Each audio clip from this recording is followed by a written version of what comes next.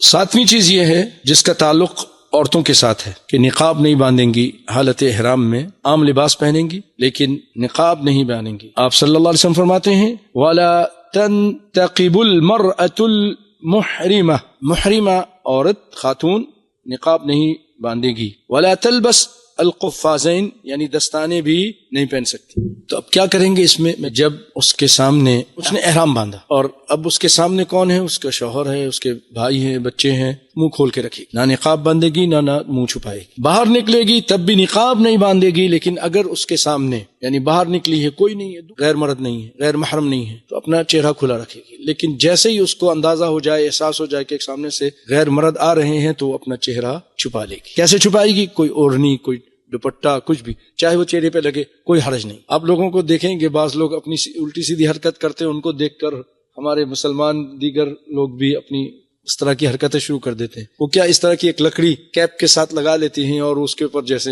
کپڑا آگے لگا لیتی ہیں اور سمجھتے ہیں کہ چہرے پہ نہیں لگنا چاہیے۔ یہ غلط ہے۔